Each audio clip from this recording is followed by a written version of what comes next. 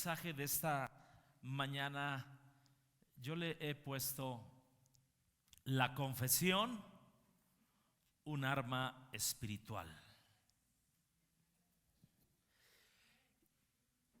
La confesión, un arma espiritual. Le puedes decir a la persona que tienes a tu lado, la confesión, un arma espiritual.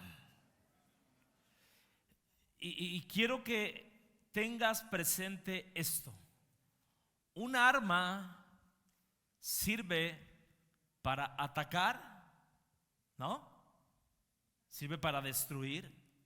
Pero también un arma sirve para defendernos, para salvaguardar nuestras vidas. Y sabes algo, cuando hablamos de confesión, estamos hablando de declarar cosas. Estamos hablando de que Dios, así como en la creación, todo lo que existe tuvo que ser declarado por nuestro Dios. Todo fue creado por su boca, la creación, la luz, el día, las tinieblas. Cuando Dios dijo, sepárese las aguas del cielo, toda declaración que Dios hizo tuvo un efecto en esta creación. Y tú y yo, como hijos de Dios, tenemos en nuestro ADN el poder de dar vida, el poder de dar muerte. Cada vez que decimos algo. Ahora yo quiero en esta mañana enfocar este mensaje en 3 versículos que usted conoce, que usted ha leído alguna vez. Primera de Juan capítulo 1, versículo 8. Primera de Juan capítulo 1, verso 9 y luego el verso 10. ¿Lo tiene? Bueno, está en la pantalla. Dice, si confesamos, primero, si decimos, verso 8, si decimos que no tenemos pecado, diga conmigo, nos engañamos. ¿A quién? A nosotros mismos, y la verdad no está en nosotros. ¿Cuántos de aquí conocemos personas que dicen, bueno, yo no le hago mal a nadie, yo no cometo pecados, yo esto? Entonces es una persona que de alguna manera está engañada y la verdad no está en él, ¿no? Si este versículo lo pudiéramos invertir, tal vez dijera de esta manera: si yo digo que he pecado, es porque soy sincero conmigo mismo, es porque la verdad está en mí, ¿verdad? Si lo pudiéramos invertir. Ahora, verso siguiente, que todos conocemos y que creo que muchos hasta no lo sabemos de memoria. Si confesamos nuestros pecados, Él es fiel y justo para perdonarnos y ¿qué? Limpiarnos de toda maldad. Y aquí voy a estar concentrando el mensaje, pero quiero que vea el verso siguiente, verso 10. Si decimos que no hemos pecado, le hacemos ¿a quién? A Dios mentiroso. Y nuevamente tiene que ver con la palabra de Dios. Su palabra no está en nosotros. Si lo pudiéramos invertir este versículo, dijera tal vez: si yo digo que he pecado, hago a Dios un Dios veraz y su palabra está en mí. Pero donde quiero enfocar es en el verso 9. Si confesamos nuestros pecados, Él es fiel y justo para perdonarnos de toda maldad. Y yo quiero que usted vea ese sí de si confesamos. Es una palabra, es condicionante a algo que Dios puede hacer en nuestras vidas, ¿no? Entonces, muchas veces tú y yo no entendemos cómo la confesión es una arma espiritual que Dios nos ha dado. Y escúchame bien, la pregunta en esta mañana que yo quiero hacerte: ¿cuándo la confesión se vuelve una arma poderosa? ¿Cuándo? Y voy a estar tocando 3 cosas, 3 puntos, para que tú y yo podamos entender en base a Primera de Juan capítulo 1 verso 9. Cuando la confesión se vuelve un arma poderosa. Número uno, la confesión se vuelve un arma poderosa cuando yo reconozco mi pecado. Cuando yo le digo al Señor, si confieso mi pecado. Yo no sé cuántos de aquí en algún momento, todos hemos confesado, hemos declarado, tal vez cuando tú y yo recibimos a Cristo, tal vez cuando tú y yo tuvimos una caída, tal vez cuando tú y yo cometimos cierto pecado, fuimos al trono de la gracia y confesamos. Escúchame bien, cuando tú y yo reconocemos nuestra condición, cuando tú y yo vamos al Padre, escucha, y yo lo puedo ver aquí, ¿no? La confesión nos da dos regalos. Nos da el regalo del perdón y nos da el regalo de la limpieza. En la confesión hay dos regalos. Ahora, quiero que me prestes mucha atención. Hay una confesión que tiene que ver en relación con Dios. Y hay una confesión que tiene que ver en relación a los hombres, que al final lo vamos a estar viendo. Pero ahorita me quiero enfocar en esa confesión que le hacemos a Dios. Y esa confesión tiene que ver con dos cosas. Número uno, la confesión real, la confesión auténtica, tiene que ver con un verdadero arrepentimiento.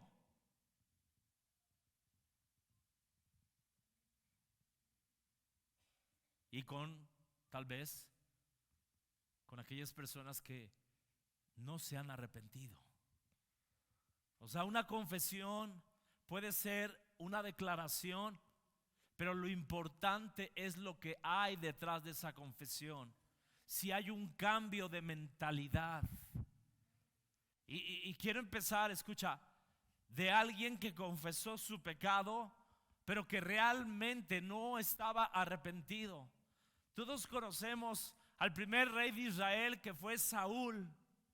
Saúl recibe una orden, primer libro de Samuel, capítulo 15. Dice la Biblia que Samuel, el profeta, le dice: quiero que vayas y que destruyas a todos los de Amalek. Quiero que vayas y destruyas a hombres, a niños, las ovejas, el ganado, todo, que no dejes ni uno solo vivo. Esa fue la orden que Dios le dio.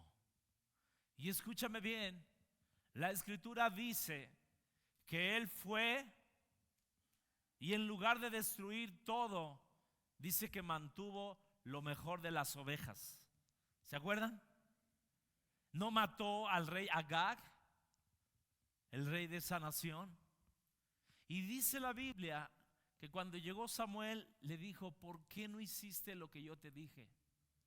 Y miren, aquí hay algo muy interesante. Cuando tú ves esta historia, ahí viene incrustado un versículo donde dice que él se levantó un monumento para él mismo. Y yo reflexionaba, yo decía: Señor, guárdanos de levantarnos un monumento que nos impida tener un verdadero arrepentimiento. Porque este hombre, escúchame bien, no hizo lo que Dios le había mandado. Y cuando Samuel lo confronta, dice la escritura que él se justificó. Él echó la culpa al pueblo. Es que el pueblo fue el que no quiso matar las ovejas. Es que el pueblo fue el que guardó. Y fíjate lo que dice aquí, primer libro de Samuel 15:30. Entonces Saúl volvió a implorar. Y mira, él empieza a decir: sé que he pecado. Él está confesando que ha pecado. Pero ve lo que sigue. O sea, en realidad no había un verdadero arrepentimiento. Porque dice: bueno, pero al menos, le está diciendo a Samuel, al menos te ruego que me honres ante los ancianos del pueblo y ante Israel al volver conmigo para que adore al Señor tu Dios. O sea, Saúl, y muchas veces nos pasa lo mismo. Muchas veces nos pasa lo mismo. Queremos tener una imagen correcta delante de la gente, pero no nos importa lo que Dios piensa. Y podemos venir aquí a la casa de Dios, levantar nuestras manos, adorar a Dios, pero lo único que queremos es agradar al hombre.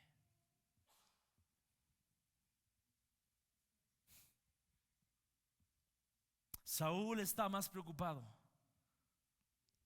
por su imagen, por lo que piensa la gente, antes de lo que piensa Dios.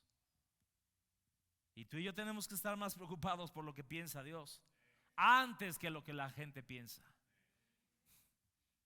Amén.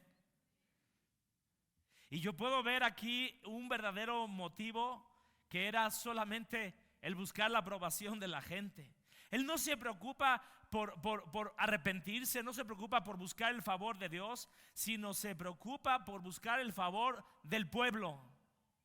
Y mira, esto a mí me sacudió tanto.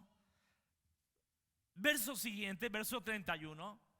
Él está pidiendo, él está diciendo: yo he pecado, pero está bien, Samuel, pero te pido que me honres delante del pueblo y delante de Israel, de los ancianos.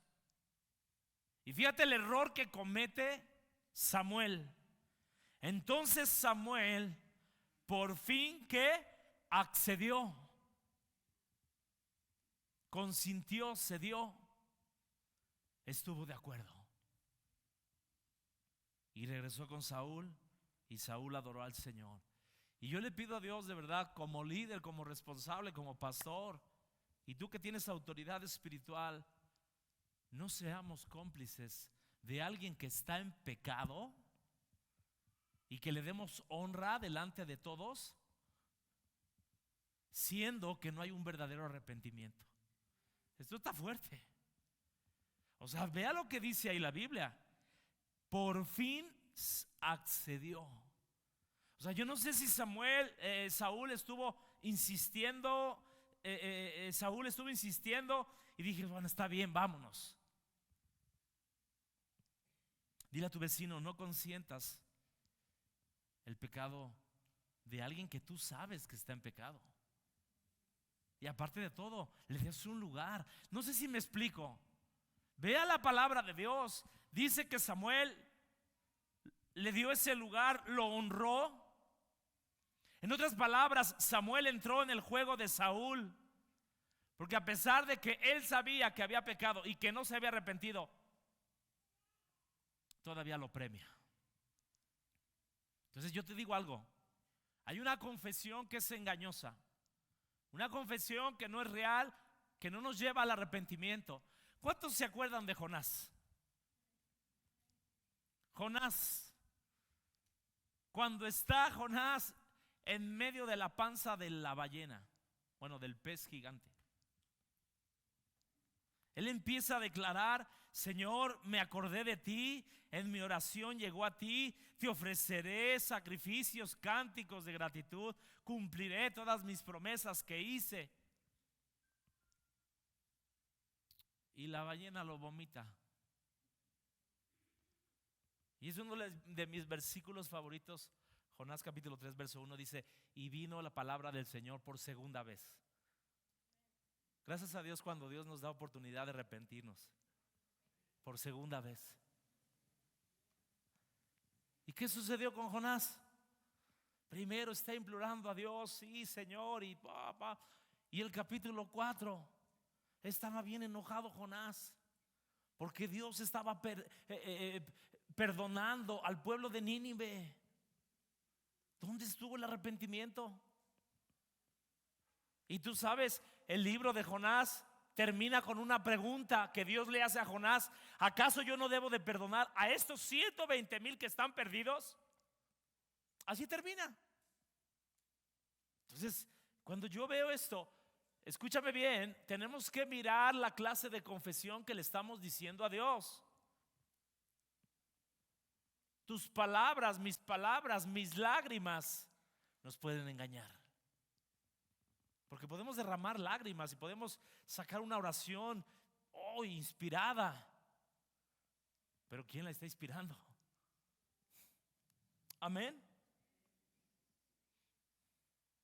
Ahora, hay una confesión que es genuina, una confesión que nos lleva al arrepentimiento. Y mira, cuando yo estaba mirando, y voy a poner estos 3 reyes que hicieron una confesión a Dios. Un rey que era Manasés. Manasés fue un rey que hizo lo malo delante de Dios, hizo que el pueblo se apartara de Dios. Y dice la escritura que Dios permitió que lo tomaran preso los de Babilonia. Y ya cuando estaba en la cárcel, fíjate las palabras que él dijo. Segundo libro de Crónicas 33:12. Estando en aflicción, en tal aflicción, ¿qué hizo? Imploró al Señor, Dios de sus antepasados. Y me encanta cómo dice aquí, y se humilló profundamente. No nada más se humilló, profundamente. Hay diferentes niveles de humillación delante de Dios. Hay una humillación que es superficial. Hay una humillación que es un poco más, pero hay una humillación que es completamente profunda, que a Él no lo podemos engañar. Dice que se humilló profundamente. Y fíjate, él empezó a confesar, él empezó a orar a Dios y le dijo, verso siguiente, oró al Señor. ¿Y qué dice? Y Dios escuchó sus súplicas y le permitió regresar a Jerusalén y volver a reinar. Pero aquí viene algo interesante y es lo que hace la confesión verdadera. Dice, y así Manasés reconoció que solo el Señor es Dios. La verdadera confesión le cede el trono de mi corazón al trono del corazón de Dios. Ponemos en el lugar a Dios donde le corresponde. Amén. Otro ejemplo de una verdadera confesión. A mí me sorprende y de verdad yo a veces pienso, si yo hubiera sido Dios, yo a este sí me lo echo, pero el rey Acab, uno de los reyes, si no es que fue el peor rey en Israel, que reinó con su esposa, esa bruja Jezabel. Ahorita vamos a hablar de ella. Fue el peor rey de Israel. Pero escúchame bien, y aquí es donde yo quiero que tú veas. Yo no sé cuál es la condición de tu corazón, pero yo te digo algo, hay esperanza cuando tú y yo tenemos una confesión genuina. Esa arma que tal vez en algún momento iba a ser en contra tuya, te salva. Este rey acá, cuando recibe las palabras de Elías, que va a morir, que viene una sentencia, él se empezó a humillar delante de Dios. Y dice la Biblia, primer libro de Reyes 21-29, Dios le está diciendo al profeta Elías y le hace esta pregunta: ¿no has visto cómo Acab se ha humillado delante de mí? ¿Sabes algo? Hay un poder en la humillación. Hay un poder cuando tú y yo doblamos nuestras rodillas, doblamos nuestro corazón. ¿Sabes algo? Es la mejor manera de atraer el corazón de Dios. Dice: ¿no has visto acá que se ha humillado delante de mí? Pues por cuanto se ha humillado delante de mí, no traeré el mal en sus días. En los días de su hijo traeré mal sobre su casa. Y cuando tú ves la historia, su hijo le fue terrible, pero se humilló. Siempre hay esperanza. David, otro rey que cometió adulterio. Mira, David podríamos encontrarle muchos defectos. Tal vez no fue el mejor padre, se confió. Pero ¿sabes algo? Si algo David sabía hacer, era humillarse delante de Dios. era reconocer su pecado. Cuando David escribe el Salmo 51, el Salmo 32, él empieza a decir: mientras guardé silencio, mientras yo no confesé mi pecado, mis huesos se fueron consumiendo. Y fíjate lo que dice el Salmo 32, 5: pero te confesaré mi pecado, te confesé mi pecado, no te oculté mi maldad. Y me dije: voy a confesar mis transgresiones al Señor. Y dice ahí: tú me perdonaste mi culpa, de mi pecado.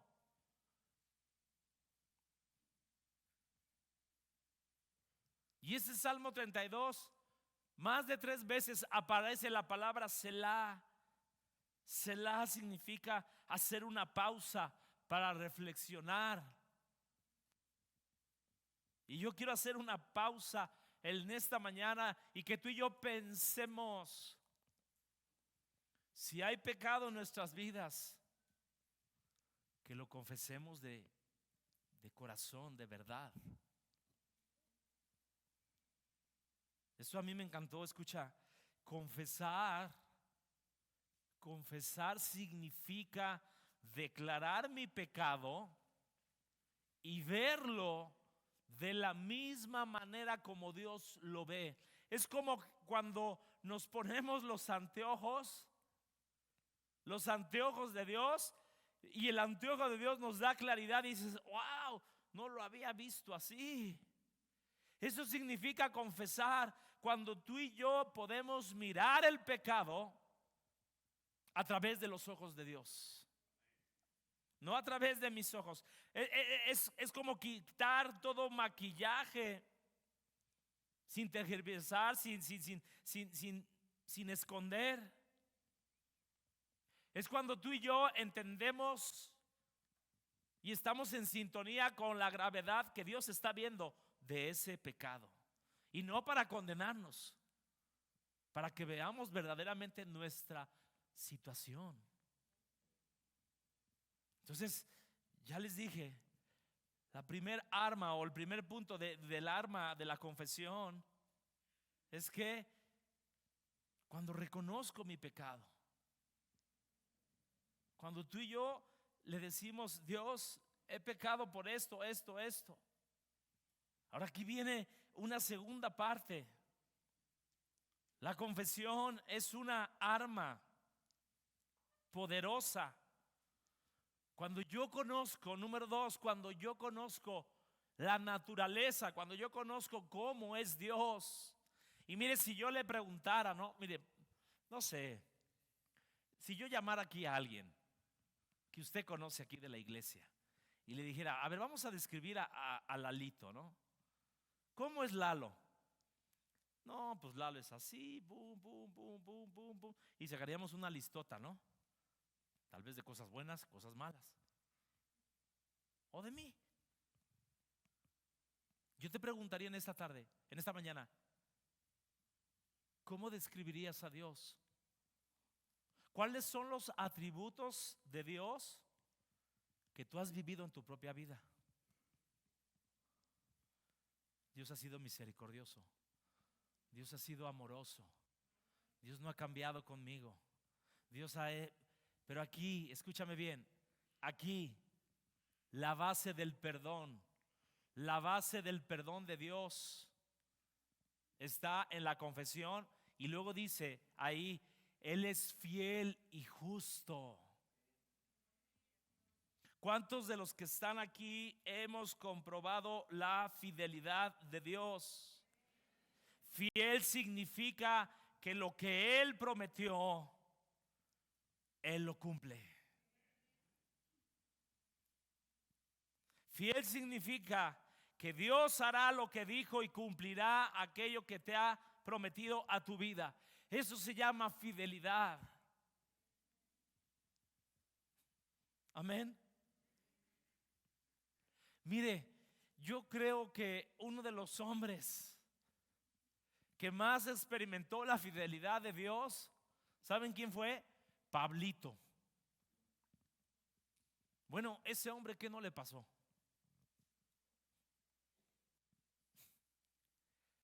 Un hombre que fue azotado 5 veces, un hombre que fue apedreado, sufrió 3 naufragios, fue asaltado muchas veces, padeció hambre, desvelos, frío, ayuno, desnudez, fatiga. Él visitó todas las cárceles. ¿Y sabe que él dijo? Fíjate lo que dijo a la iglesia en Tesalónica. Primera Tesalonicenses 3:3. Pero el Señor es fiel y los mantendrá a ustedes firmes y los protegerá del mal. ¿De dónde sacaba este hombre fuerzas? ¿De dónde Dios lo sostenía? Él conocía a ese Dios fiel. Pregúntale a tu vecino, ¿conoces a ese Dios fiel en tu vida? ¿Eh?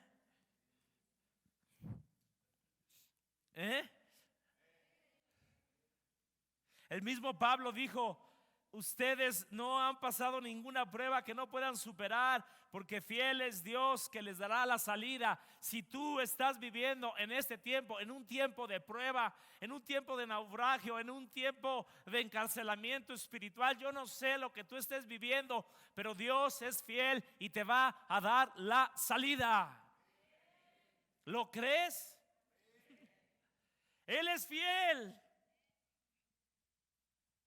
Otro hombre que experimentó la fidelidad de Dios, David. ¿Cuántos salmos están dedicados a que Dios es fiel? Un hombre que fue perseguido de cueva en cueva, que fue tratado de matarlo Saúl 2 veces, de clavarlo en la pared, que cuando estaba con el rey Aquis se fingió loco, ¿te acuerdas? Y derramaba la babita, ¿verdad? Y Dios lo guardó. Un hombre que cuando estaba en Siclag y fue con el rey Aquis, y cuando regresó, ¿no? 1 Samuel 30, dice la Biblia que cuando regresó ya no estaba ni sus esposas, ni estaban los hijos, todo lo habían quemado. ¿Y ahora qué hago? Y dice que consultó a Dios. Y le dice: ve, porque los vas a alcanzar, los vas a destruir y vas a recuperar todo. Hasta se regresaron con botín. David experimentó la fidelidad de Dios. David dijo en el Salmo 37:28: pues el Señor ama la justicia y no abandona a quienes le son fieles. Él no abandona a aquellos que son fieles. Yo quiero decirte esto: si sientes que Dios está lejos, sientes que en este tiempo el problema está incrementándose, Dios es fiel. Dios no te va a abandonar. Amén. Bien. La tercera cosa que la confesión hace como una arma poderosa es que tú y yo recibimos el perdón de Dios. La confesión se hace esa arma poderosa cuando recibimos el perdón de Dios. Pero si confesamos nuestros pecados, Él es fiel y justo para perdonarnos y limpiarnos de casi toda nuestra maldad, del 50% de nuestra maldad. Diga conmigo: de toda nuestra maldad. Dios es especialista en esos casos que usted y yo no perdonaríamos. Gracias a Dios no somos los jueces, si no ya quién sabe cuántos hubiéramos mandado al infierno. ¿Sí o no? De toda maldad. En otras palabras, escúchame bien, la confesión genuina me da 2 beneficios: me perdona de mis pecados y me va a limpiar de todo aquello que yo he hecho. Por muy profundo, por muy feo, dice aquí, toda maldad. Y todo en el griego significa todo. Y en el inglés significa todo y en el arameo significa todo. Oí un testimonio, escucha, de una mujer que fue a prisión. Y esta mujer fue a entrevistarse con un hombre que había matado a su hermano. Lo había asesinado. Y ella pidió una entrevista, un tiempo con este hombre. Y esta mujer le dijo, hablando de toda maldad, de lo que Dios nos perdona, le dijo estas palabras: tú nunca estás fuera del alcance de la gracia de Dios. Siempre puedes convertirte en el hombre que Dios quiere que seas, aún estando en la cárcel. Mire, usted y yo podemos ver personas que dices, este de verdad, no, este está más perdido que el diablo. Pero ¿sabes algo? Dios, cuando dice aquí de toda maldad, está incluyendo absolutamente todo. O sea, no hay pecado que Dios no nos perdone. Por eso se vuelve una arma, porque nos defiende del juicio. No importa la clase de pecado. Y no sé para quién es esto esta mañana. No importa la clase de maldad que tú y yo podamos estar cargando. Si tú y yo confesamos nuestro pecado, Él nos puede perdonar. Dile a tu vecino, si no le has puesto atención al pastor, esto es lo más importante. Ayúdame, Leo, por favor. Escúcheme bien. Al principio hablamos de una confesión que tiene que ver con Dios, que tiene que ver con un verdadero arrepentimiento, pero también hablamos de una confesión que solamente es de labios para afuera. ¿Está bien? Quiero ir aterrizando este mensaje, escuche, con una confesión que tiene que ver entre nosotros como hombres. Yo le dije que Dios nos dio el poder en la lengua. Tenemos el mismo ADN creativo o destructivo de acuerdo a cómo usemos nuestra declaración. Yo le voy a decir esto, escuche. Una confesión de alguien que estaba a punto de morir, que estaba a unas horas de morir, que toda su vida había sido un ladrón, que toda su vida había matado no sé cuántas personas y que estaba con Jesús en la cruz. Y yo nunca había visto esto, escúcheme bien. La Biblia dice, y quiero que lo veas, Marcos 15:32 dice que había ahí los ladrones, estaban crucificados junto con él. Y dice ahí, véalo por favor, ambos lo estaban insultando, los dos. ¿Lo estás viendo conmigo? Yo no sé en qué momento uno de estos dos ladrones le cayó el 20. Le cayó la convicción. ¿Cuál convicción? Oye, yo merezco estar aquí. Él es justo. Él no hizo ningún daño. Y la Biblia dice, escúchame bien, la escritura dice que le dijo al otro ladrón: tú y yo merecemos morir por lo que hicimos, pero él no.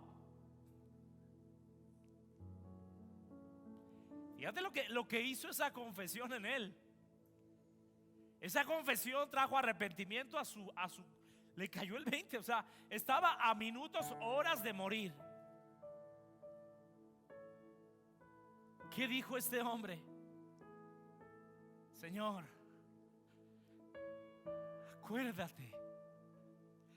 acuérdate de mí en tu reino. ¿Sabes algo? Cuando este hombre se da cuenta de su condición y confiesa su pecado, ¿qué le dijo Jesús? No, es demasiado tarde. No, llevaste una vida de pura maldad y quieres ahorita que te perdone. No, eso no hizo Jesús. ¿Qué hizo Jesús? Entonces Él le dijo: en verdad te digo, hoy,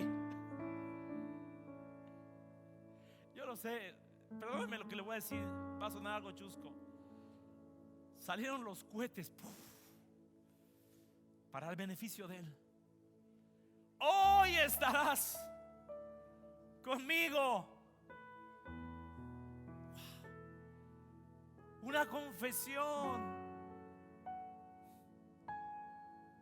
Este hombre se robó el cielo. Fue su último asalto. Pero este fue asalto santo. ¿Me está siguiendo? Este hombre agarró el arma de la confesión para salvarse. Ahora voy al otro lado. Escúchame bien. Y esto es lo más importante, y fue algo que Dios habló a mi corazón. Voy a la confesión de alguien que declaró muerte, que declaró juicio. ¿Cuántos se acuerdan del profeta Elías? Elías creo que es el profeta más ungido, más que hubo más milagros. Fue el profeta que se fue al cielo en carros de fuego. Elías fue el hombre que dijo: no va a llover en 3 días, en 3 años y medio, y no llovió. Elías fue el hombre que llegó al arroyo de Sisor y venían los hermanos cuervitos y le daban carne. No, fue cuando Dios le dijo: ve a Sarepta, ya le he dicho a una viuda que te sustente. Y él fue a Sarepta, y cada día que esa mujer veía, el aceite y la harina no escasearon por 3 años.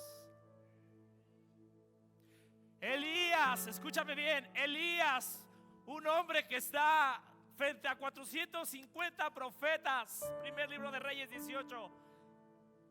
Y dice que toda la mañana estuvieron los profetas ahí danzando para ver quién era el verdadero Dios. Se empezaron a cortar y nada pasaba. Escucha. Y le toca el turno a Elías. Pone su fogata. Le dicen: échenle agüita, échenle varias cubetadas. Destaza el buey. Levanta sus manos a Dios. Señor, demuéstrales a estos. Escúchame bien.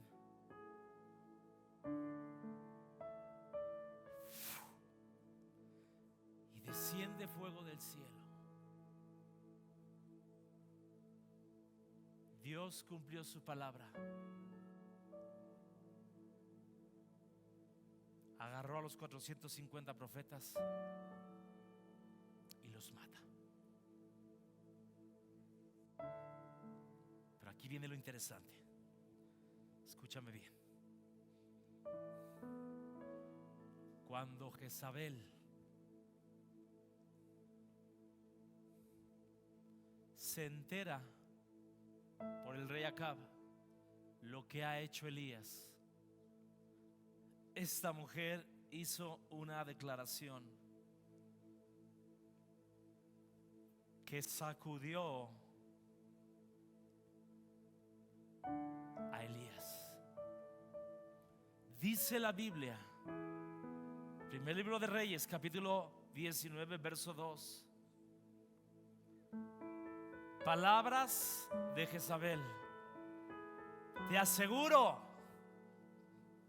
mandó un mensajero, escúcheme bien. Ni siquiera fueron palabras de su boca directamente a Elías. Escúcheme. Le dice: te aseguro que mañana a esta hora vas a estar muerto.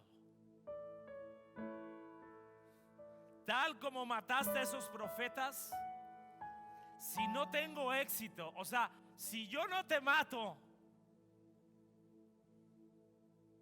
que los dioses me castiguen. Escúchame bien. ¿Qué hizo esa declaración de muerte sobre Elías? Lo hizo que él huyera. Lo hizo que él se metiera a una cueva. Lo hizo que le pidiera a Dios: Señor, quítame la vida. Escúchame bien, y aquí es donde quiero enfocar el mensaje. Hay personas que han declarado una confesión negativa sobre ti.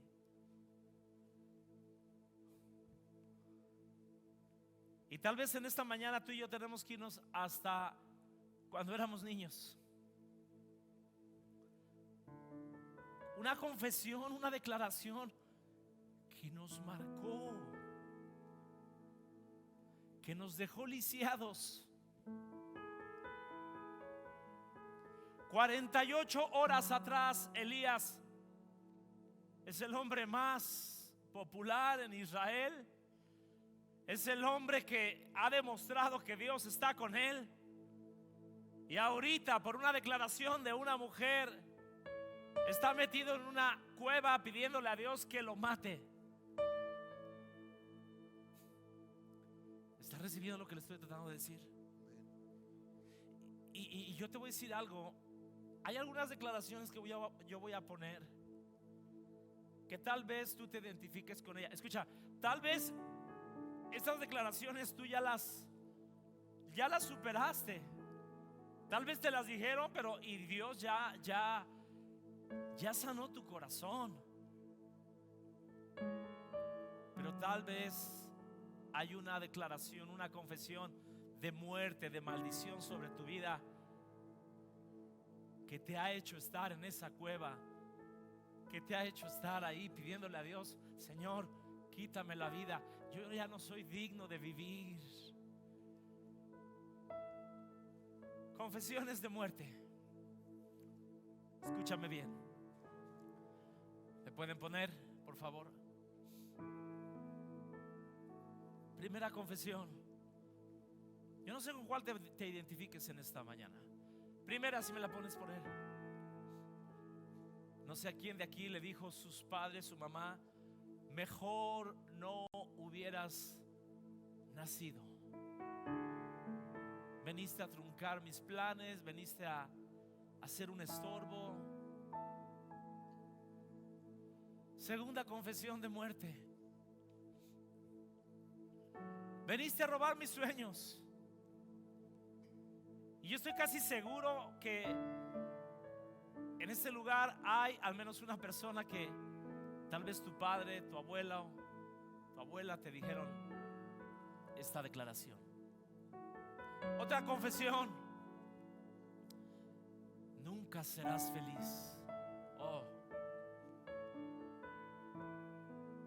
Si te casas con sultanito, de mí te acuerdas. ¿Te acuerdas? Siguiente confesión: eres un bueno para nada.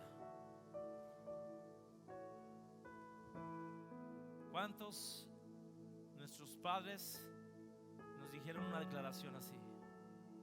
Muchas veces. Siguiente, por favor.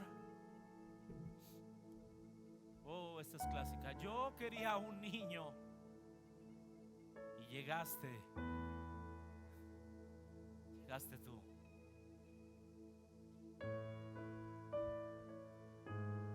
siguiente declaración, confesión de muerte.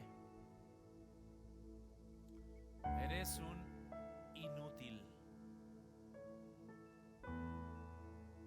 bueno para nada. Es que nunca. Dale la siguiente, por favor. No tienes remedio. Wow.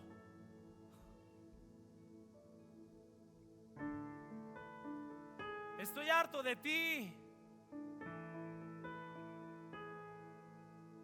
Tú no eres mi hijo. Nunca lo lograrás.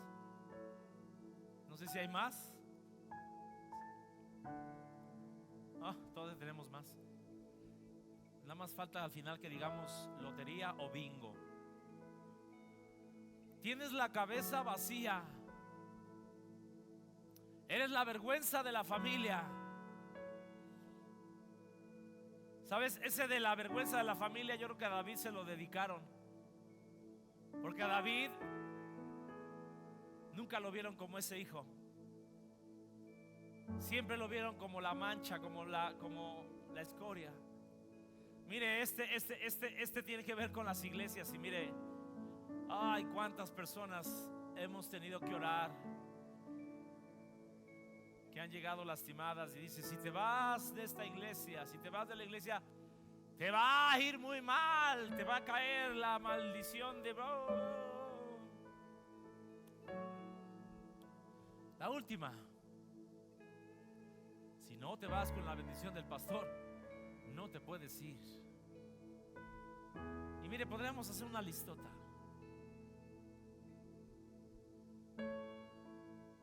Yo quiero que en esta mañana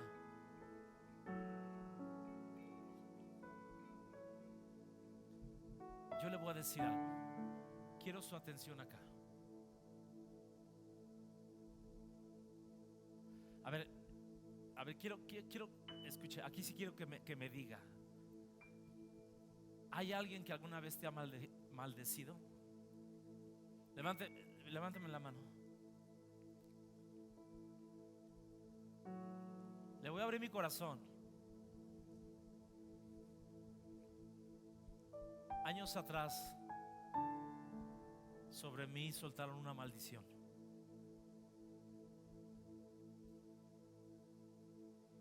Y yo fui a esa persona y le dije: ¿por qué hiciste eso?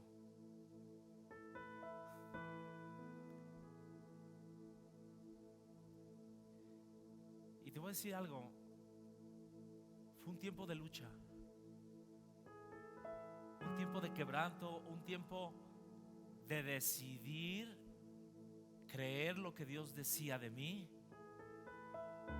o de creer lo que esa maldición estaba dicha. Yo quiero orar en esta mañana.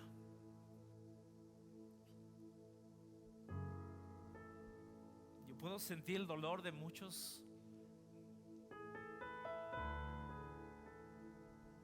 que han recibido una confesión, que han recibido una amenaza, que te han dejado como Elías, que te han hecho huir, que has entrado tal vez en una depresión, donde estás metido en esa cueva, y que Dios te quiere liberar. Escúchame bien.